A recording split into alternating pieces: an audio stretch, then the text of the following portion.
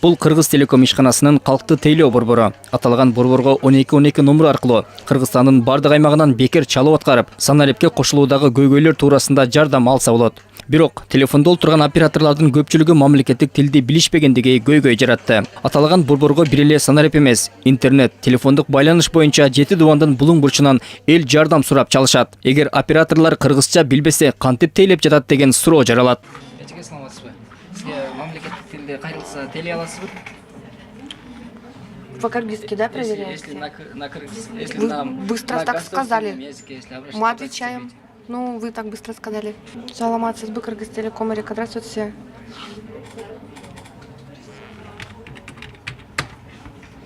Минуточку. Регистратура, пожалуйста, 59 52 12.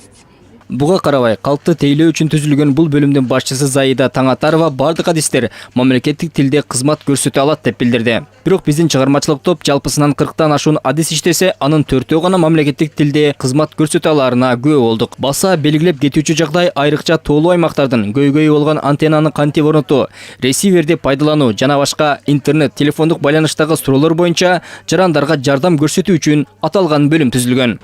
Bizde 109 служба иштейт, 1212, 0811, 0800, 107, 106 бүт өлкө боюнча иштейбиз биз. Кыргыз тилинде дагы аймактардан чалган чалууларга жооп бере береби? Жооп беришет.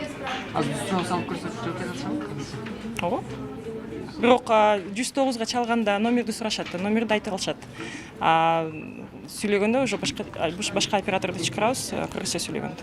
Кыргызстан ушул жылдын 15 майында аналогтук теле берүүнү өчүрүп, санарипке өткөн. Буга байланыштуу көпчүлүк жарандар жаңы техниканы түшүнбөй, ресиверде акчасын коротуп, кайра сатып алып олтуруп, эми гана бир калыпка түшкөндөй болушту. Буга аталган көйгөй менен Кыргыз Телекомго келген чалуулардын азайышы менен түшүнүүгө болот. Учурда радио релейлик магистралдардын телегөрсөтүү жана радио уктуруу боюнча өндүрүштүк бирикмеси өлкө санарипке өткөндөн бери адаптация болуп, учурда теле берүү жана радио уктуруулар ийгиликтүү бир калыпта жүрүп жаткандыгын билдирди. Видео сигналдын сапаты, аудио сигналдын сапаты жакшы.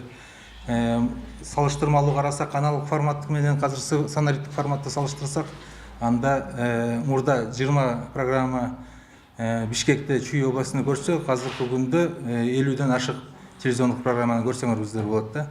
Өкмөт тараптан бизге тапшырма берилип, ошонун негизинде спутникке, социалдык пакетке кирген программалар спутник аркылуу таркатылат да. Андан тышкары радио программалар таркатылат азыркы күндө. Өлкө боюнча 63 радио релейлик, башкача айтканда толкундук кабыл алуучу станциялар иштейт. Санарипке өтүү үчүн 2014-жылы Кыргыз Телеком ишканасы өз каражатына чет өлкөдөн сигнал таратуучу жабдууларды жана керектүү шаймандарды сатып алган.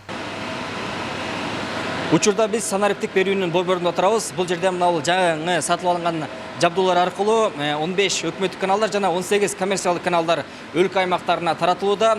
Жалпылап айтканда дал ушул жаңы сатып алынган жабдуулар менен бүгүнкү күндө 97% өлкө санариптик теле берүү менен камсыз болду. Мекемеде жарык өтсө же кайсы бир жабдуу иштен чыкса, дароо анын алдын алганы шарттары каралган. Санариптик берүүдөгү бардык процессти монитор аркылуу адистер 24 саат бою көзөмөлдөп турушат. Кандайдыр бир мүчүлүштүк жаралса, монитордон эскертүү белгиси чыгат. Кутман Маматазимов, Турар Анарбеков, ЛТР Бишкек.